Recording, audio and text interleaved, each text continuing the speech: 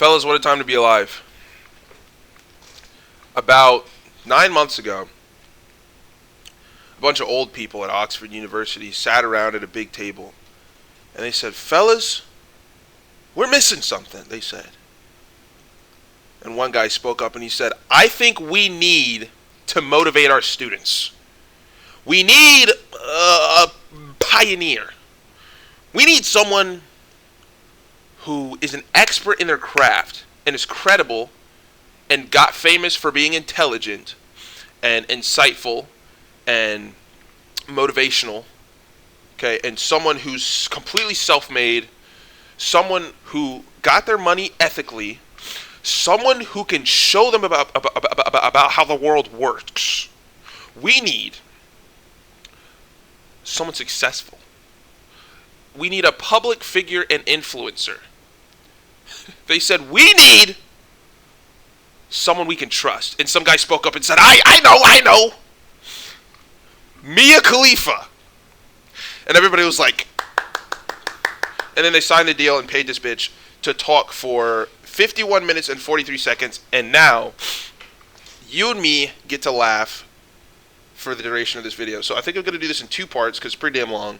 And the first part is probably going to be 25 minutes long. And then I'll just split it into 2. So here we go. Man, this is awesome. I'm excited. Because I want to know what she has to say to anyone over, I don't know, to anyone, really. I was going to say anyone over 9 years old, but why would she be talking to children? Like,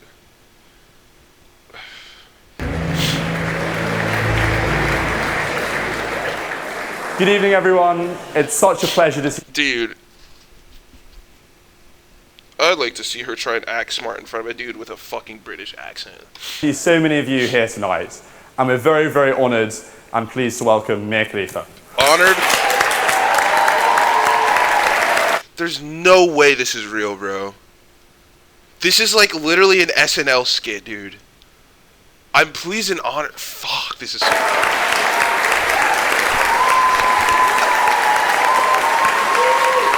What the fuck?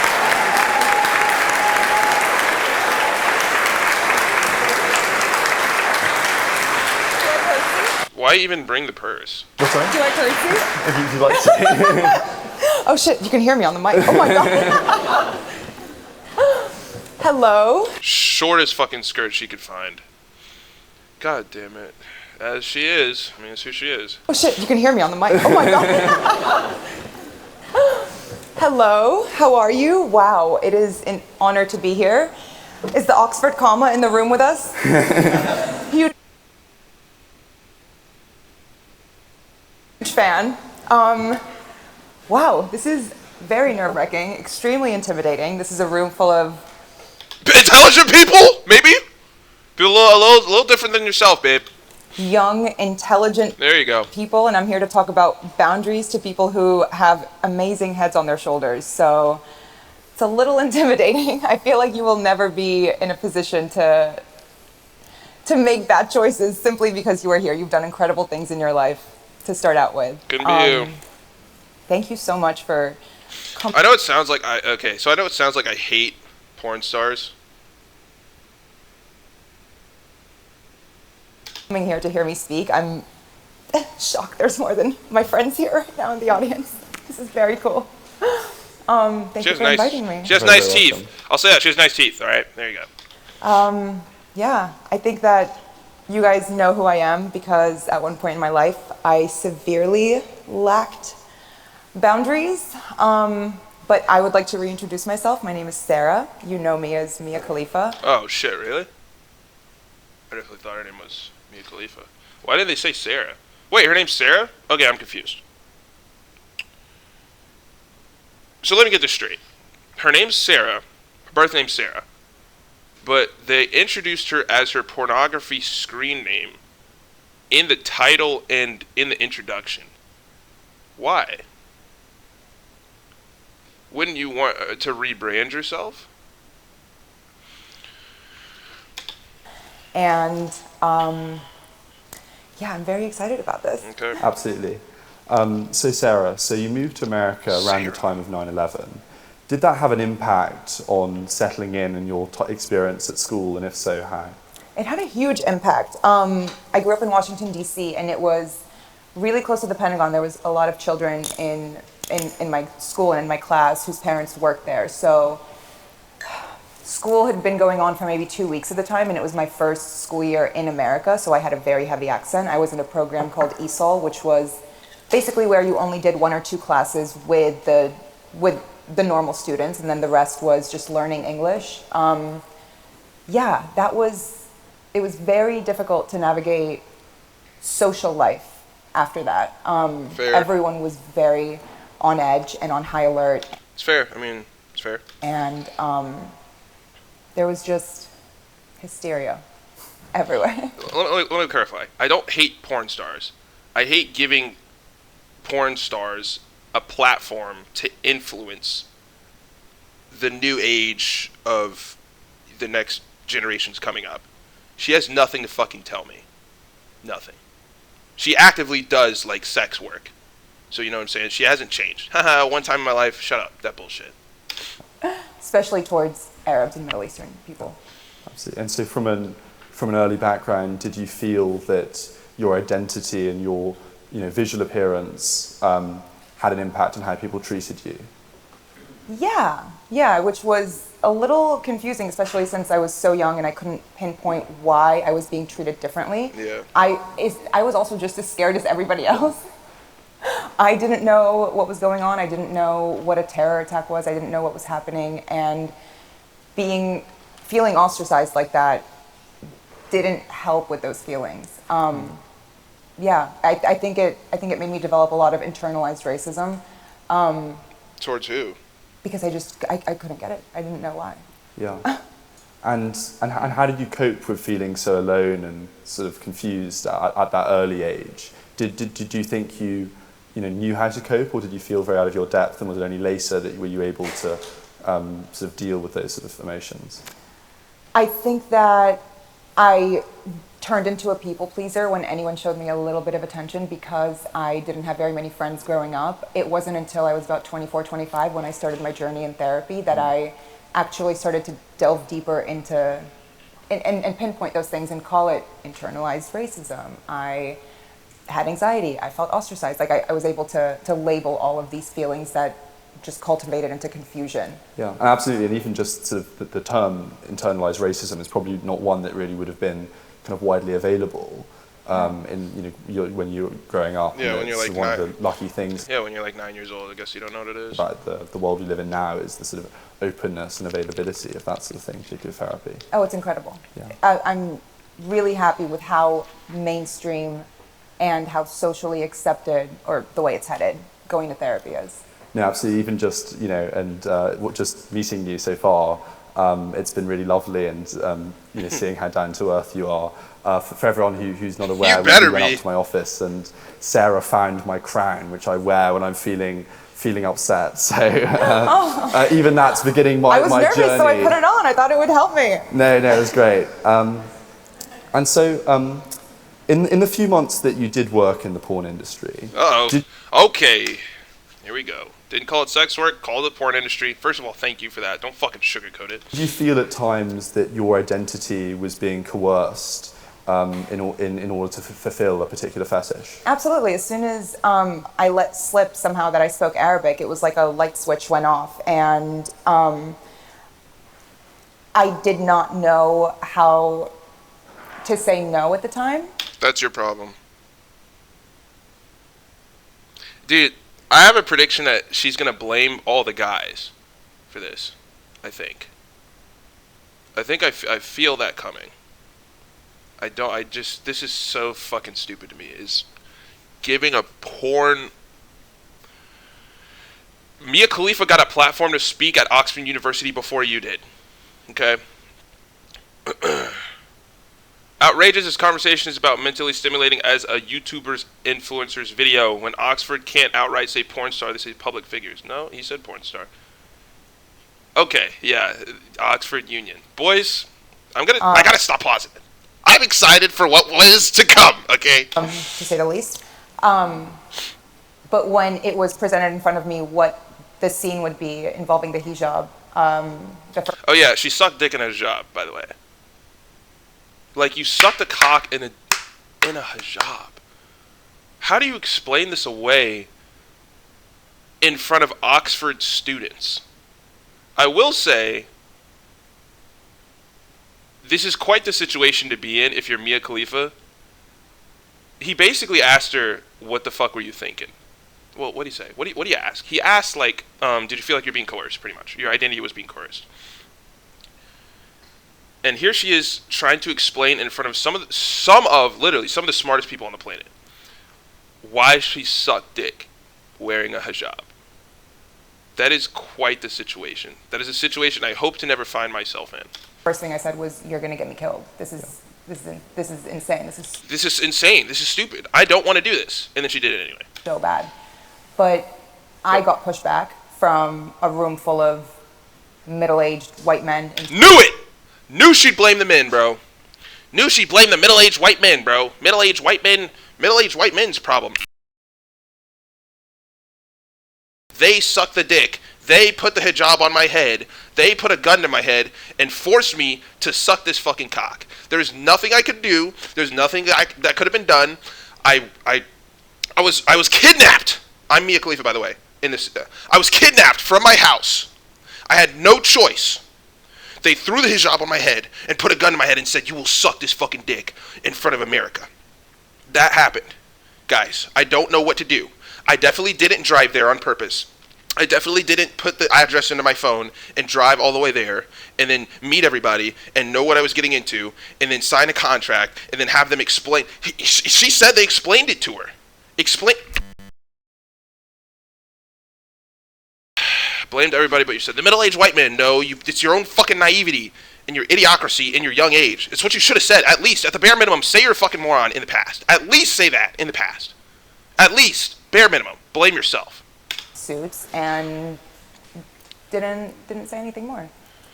And having also, after leaving mainstream porn, done some webcam work and now being involved in OnlyFans with regards to just non-nude. Hasn't stopped.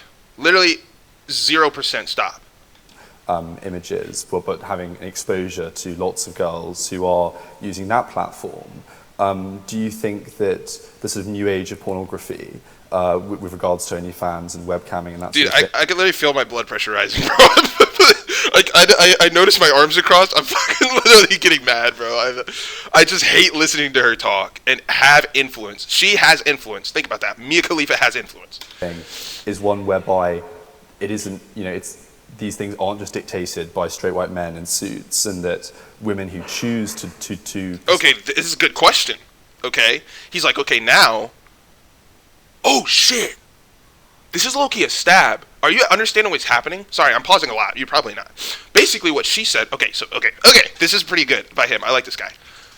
First question, was your identity compromised when you started doing porn? She said, yes, it was, by these straight white men. Now he's like, okay, well, now that it's not by these straight white men, and you're fucking choosing to do OnlyFans yourself, which is a site you sign up for, and you take the pictures and you post, what's up with that? And I want to hear her answer, but I got to stop pausing. I'm sorry. Do sex workers' career have more autonomy, or do you think that the same sort of problems masquerade in a slightly subtler form? It's a slightly biased question, or not biased, but one of the first speeches I did at the union was on the motion, this house welcomes the new era of porn. Megan Bonham Hansen came, who was an OnlyFans star in it. So it's something I'm very interested in. I just wondered what your thoughts on that sort of question were. My thoughts on it are, it's definitely the lesser of the evils. Everything in the industry has its downsides. Why don't you just get out of the fucking industry? Fuck. And I don't condone the rhetoric of women entering the sex work industry. Then get out! I don't think that should be encouraged or promoted. Bro, imagine imagine this. Imagine I am imagine I fight a lot. Imagine I just beat the shit out of people on the street all the time. And I'm 17. You know what I'm saying? I do a little bit of time in jail, but nothing really sticks to my record. You know what I mean? That's how people know me. And I get influence as that. And I go to speak at Oxford. And I still actively beat the shit out of people on the street. And I'm like, whatever you guys do, don't fight.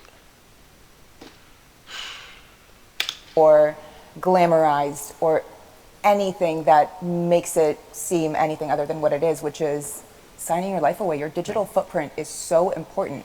I think that sites like OnlyFans are incredible outlets for women who have already... Who need to be sluts online? What the fuck?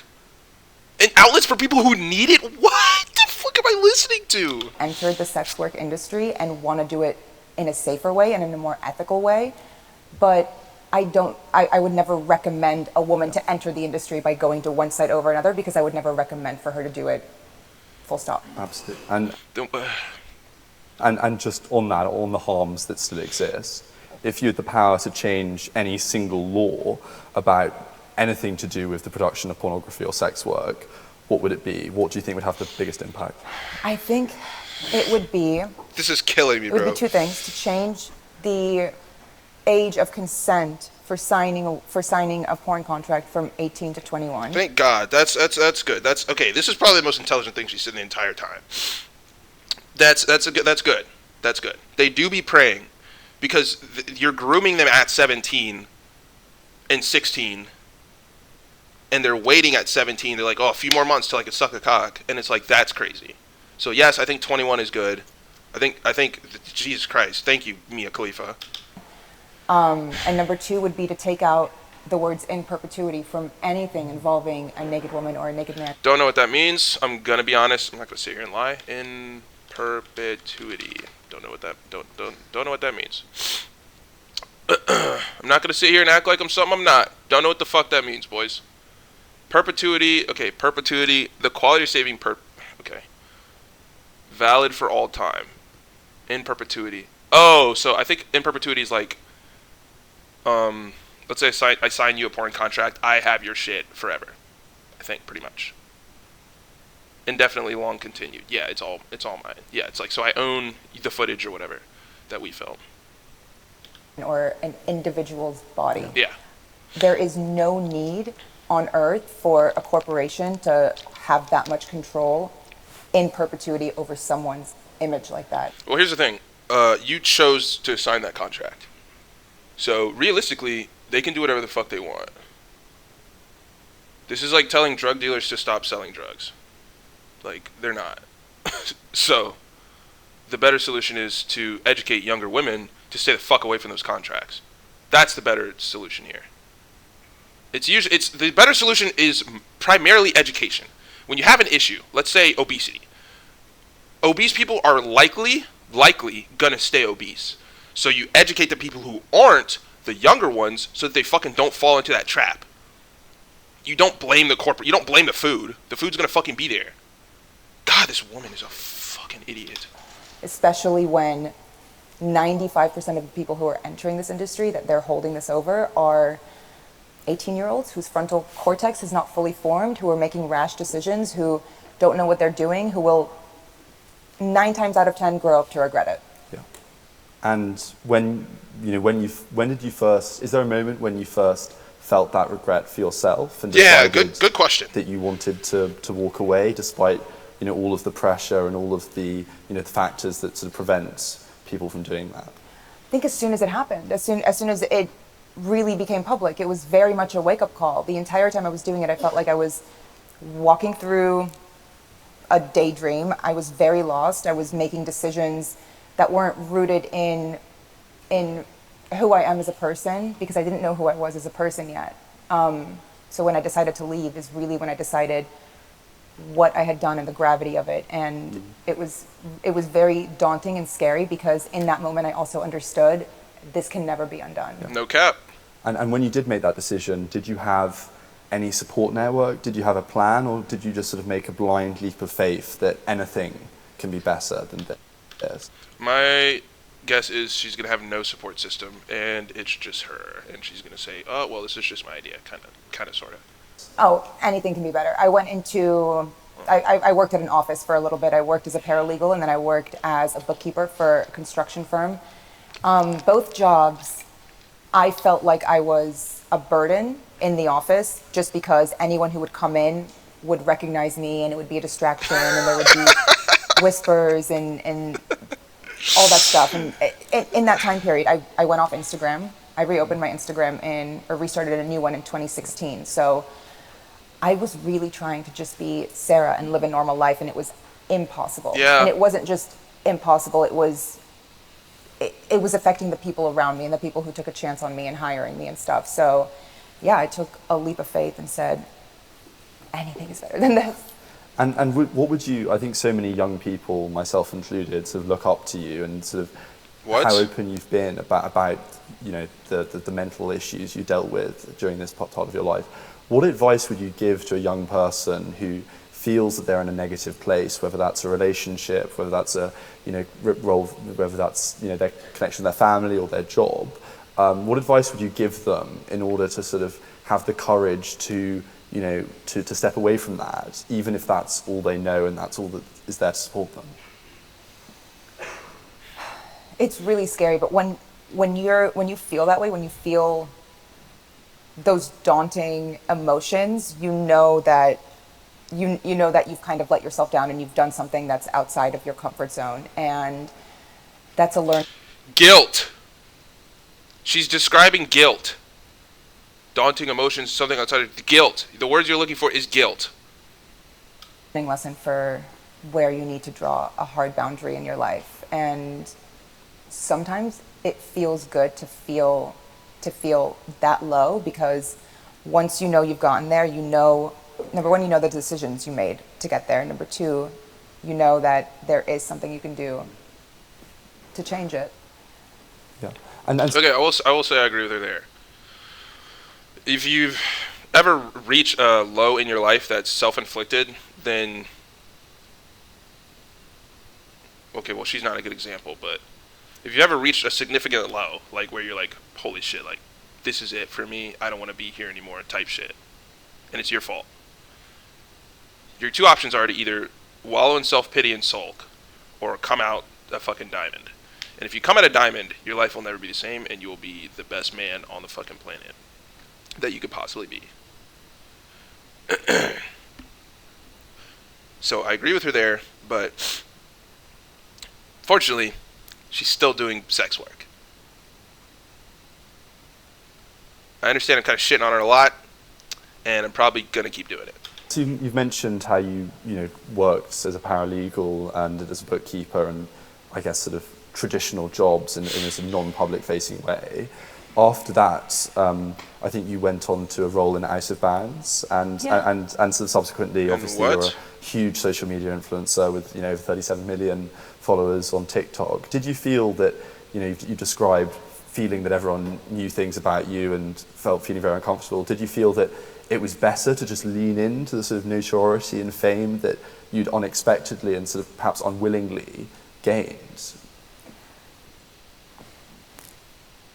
No, I was actually Wait, what was the question? I wasn't really listening. That you described feeling that everyone knew things about you and feeling very uncomfortable. Did you feel that it was better to just lean into the sort of notoriety and fame that you'd unexpectedly and sort of perhaps unwillingly gained?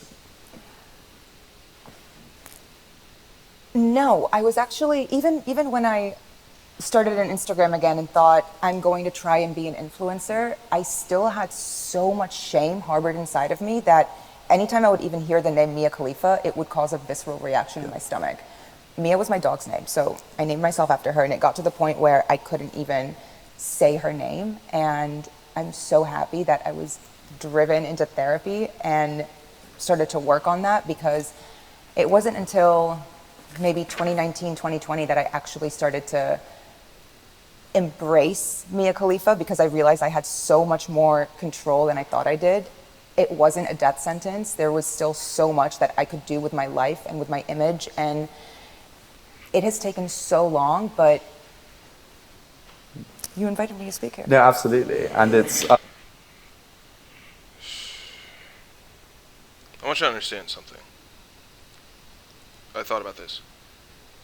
Mia Khalifa is, I'd go as far to say, in my generation, the most well-known woman on the planet specifically for her promiscuity. This is the queen of sex work, okay? Past, present, or future. Everybody knows her fucking name. And so, as the queen, this is the best there is.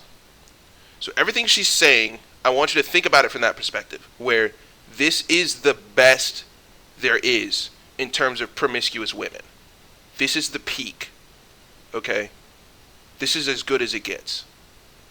It was, it's something, obviously I've met you and know you as Sara, and it is something that, I thought it's very striking that you've chosen to at least publicly, use that name on social media, and that, do you think that that's a sort of a self-affirmation and a kind of reconciliation of yourself, who you are, with also the persona that people perceive you to be, and is that an act of self-affirmation? Do you see it as? Absolutely. No, I see it as a way for you to get more followers, because it's an easy way for people to look you up.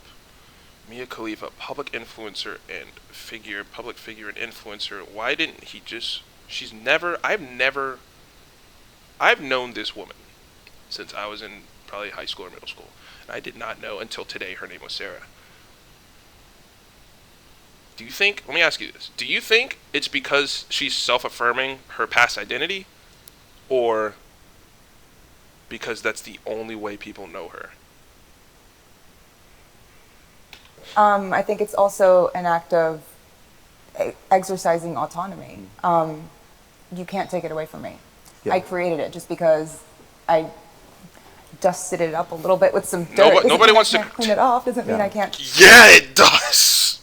Yeah, it does. A little bit of dirt. What? Dusted it. You can't take it away from me. Yeah. I created it just because I dusted it up a little bit with some dirt. Babe, let me tell you something. 3 months of porn and sucking meat in a hijab is not a little bit of dirt. You literally gobbled a ham candle wearing a religious artifact. You could argue that's a hate crime. That's a little extreme. But if I was a Muslim and I saw that, I'd be like, I hate this bitch. I'd be pissed. Dude, there's a spider. Fuck. I need to kill you. Alright, spider break. Spider time. Gotta kill a spider. Hold on. Wait a second, Mia Khalifa.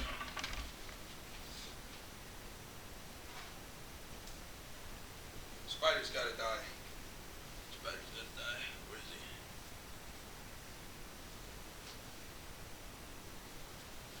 Where is he? Pussy?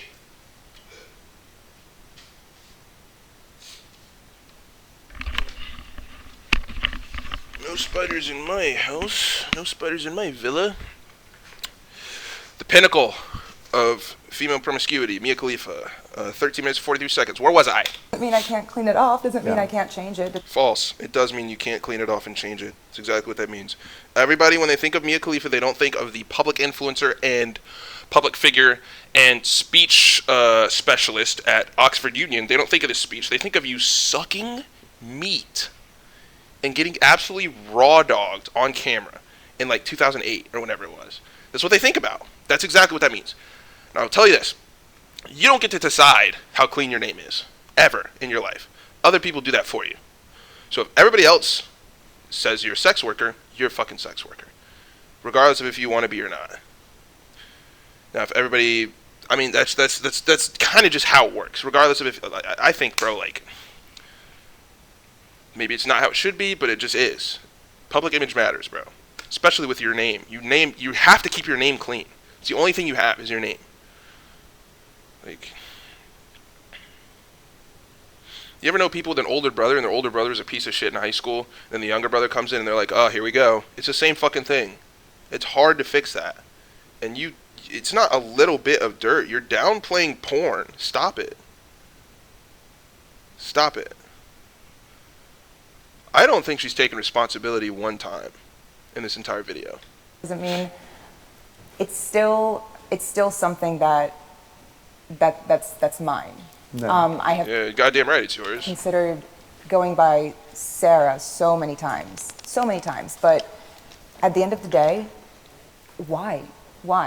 Because some people are mad that I'm not proud of my past, but it's the reason that I have a platform. Well, it's not the reason I'm still relevant. Yeah, it is. Yes, it is. What is wrong with you? Nobody listens to you talk because you're intelligent. Are you fucking kidding me? You're open about your porn use, and that's funny. This is hilarious. This is comedy. I like laughing at your situation. I don't listen to you because you're intelligent. I'm gonna learn something from this fucking interview at Oxford Union. I've worked my ass off for that, so Okay, sure. I'm gonna keep the name. Okay, absolutely. Work my And was ass there off ever for a the name, moment yeah. that you didn't feel that way and did want to sort of dissociate even more recently, or has it sort of been a steady upward trajectory of gaining sort of self-confidence and a sense of ownership and autonomy? Yeah, I think it's happened in tandem. I think that the more that I've grown into my confidence, the more I've been comfortable with owning all of it, with owning my past and talking about it and being okay with the contradictory aspect of sitting here today and going by Mia Khalifa while also saying that's not something I'm proud of. That's not something I want to talk about. That's not something I want perpetuated. Both things can be true at the same time. Absolutely. And I think it's very powerful to sort of accept and reconcile those multiple truths that, and that people, I think everyone gets in trouble when identity is too limited to one thing, and that everything's subjective really. Certainly something I've experienced even just on the very small scale of Oxford, that things get presented in a certain way. Like you can be president and be fun. Absolutely. I think only one of those is true, I'm afraid. He has a tutu in his office. Yeah, well, that's very, very, very kind of you to say. I think I gotta I'm really throw you under the bus to win them over. Yeah, it's okay. You can rinse me. It happens enough. Ask them. It's okay. And I think often we talk about social media in a kind of, particularly in this age, in a sort of detrimental way. I think you sort of spoken before about meeting one of your best friends over Twitter, and I was wondering if you could sort of tell us a bit about that and how social media went from something which I presume at one point in your life was a really awful thing to something which became so empowering in the sense that it facilitated a brilliant friendship. Yeah, I still feel that way about social media. I met one of my closest friends and my business partner over social media. Don't look at me. I met my best friend over Twitter. I very much grew up in that millennial era where social media was coming out, and it very much shaped our lives. So I still look at social media like a social network. The apps that I use the most are the ones that my friends are on. I enjoy that banter. I enjoy keeping up with them. So my relationship with social media was never hindered because of everything. I was still muting subjects and muting accounts and scrolling through Twitter like nothing existed. Being delusional is the best form of therapy. Well, I'm sure Mark Zuckerberg will be on the phone with the social network thing, offering you a contract after that. But no, we don't fuck with Facebook. Yeah, no, that's good. And I don't think they fuck with you either, babe. Oh my. Why would Facebook want you as a promotion specialist? And going sort of beyond, I guess, just your the personal network of friends you already had. You've spoken about, you're hugely successful on TikTok and people find you incredibly relatable. I wonder why that is. And you've sort of spoken before, I think previously, about how that sort of majority female audience is really important for you. And a speaker who came a few months ago, Malala, I think, commented on one of your posts, and how much joy does that give you, that when you see the impact you're able to have on an everyday level on people's lives and the sort of community, tens of millions of people. Which I will say I haven't watched any of her TikToks, so you know what? Fuck it. Mia Khalifa TikTok. Let's take a minute. What the fucking? Why not? Let's see. So thirst trap. Thirst trap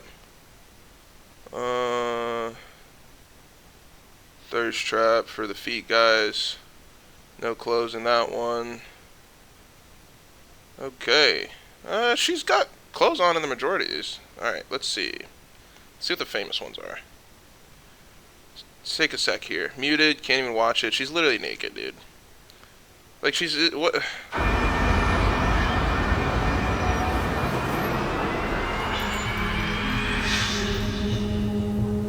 Secrets out.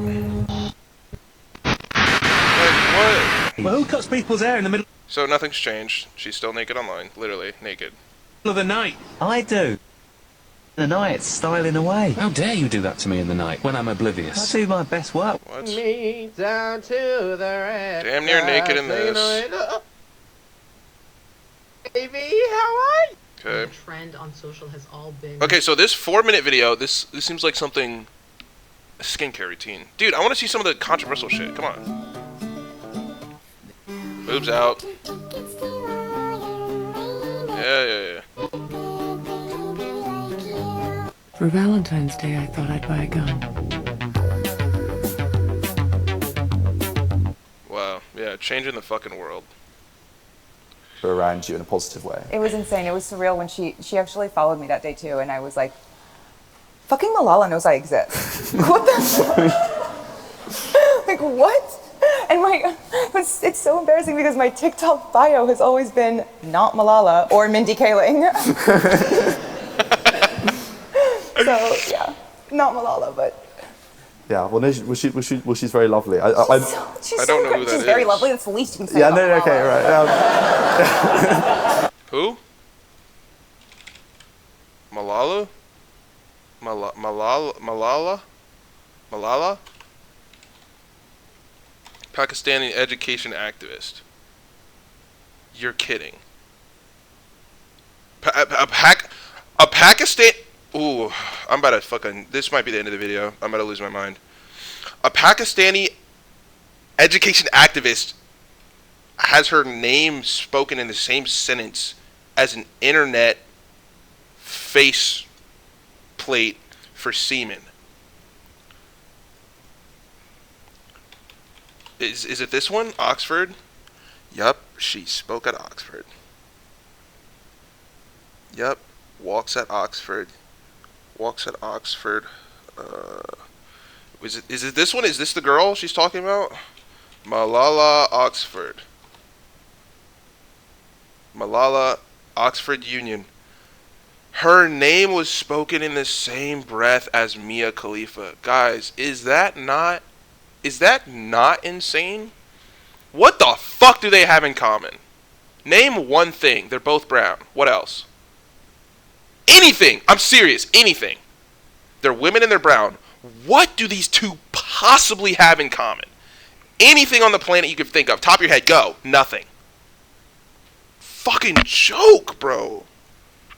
No, she's obviously an inspirational world leader. Oh my God. But no, I met her once. I met her very briefly when she came, but I doubt she knows that I exist. I'm sure she does. She seems like an incredible person. She seems like one of those people who you'll probably get a Christmas card from her. I hope so. If Malala, if you're watching this, that'd be great. Yeah, and she's got a really lovely husband as well. Oh my God, her wedding photos. I'm so happy for her. No, I had a great chat with him about the Pakistani cricket team. So yeah, Cricket's very big there. No, it's very big. And so how did social media and TikTok for you also help you to overcome your boundaries that you've had in life? You said you wanted to talk a bit about boundaries, personal and professional. And has TikTok been therapy as well as one you've mentioned is one of the huge things? Has TikTok been kind of another which has really helped you in that sense? Absolutely, especially after I kind of accidentally stumbled upon the audience that I always thought was out of my reach. I got vulnerable once, and it hit an audience that I did not even know existed, which was women who related to me, and that opened up so many mental doors for me about my life and my future and what my options were. Finding that on TikTok completely changed the trajectory of everything, including my goals and what I thought was possible. It was really incredible. It also gave me the confidence to seeing the other women in that in that kind of demographic, because you know how the algorithm works. Once you find something, the rest of it finds you. So seeing all of the videos on my For You page of other women who are in similar situations as me, similar mindsets as me, contemplating similar things as me, it was so validating to see them going through it and see them just learn from them. I don't think you understand how dangerous what she just said is. And this is going to be the last thing I'm going to say. What she just described is called confirmation bias. This exists when you have an idea or a position that's either good or bad. It doesn't really matter. It's just a position you have. And you think it's right because other people think it's right. Regardless. Say the sky's blue today, right? And I go, the sky's blue, yada yada. But in reality, we're on Mars and it's red. And a couple people are like, no, the sky's actually red. And you're like, shut the fuck up, you're wrong. Me and 10 other people think it's blue. It's just red today, even though we're on Mars and it's always red. It's just, I don't know. But I'm right and you're wrong because there's more of us. She didn't say, this is what she should have said. I would have clapped if she said this. There's women online that are going through the same thing I am, and I'm coaching them to get out of it because it's dangerous and I don't want them to go down the same path I did. It's not what she fucking said. She said there's people doing the same thing I did and am doing, and it's nice to have a community of online sluts. That's what I like. That is fucking sad. And God forbid your fucking daughter ends up watching Mia Khalifa videos one day, getting confirmed that her feelings are true, and ends up like this. This is your fucking daughter in the future. But hey, she spoke at Oxford. Part 1, dude. Fucking Jesus Christ.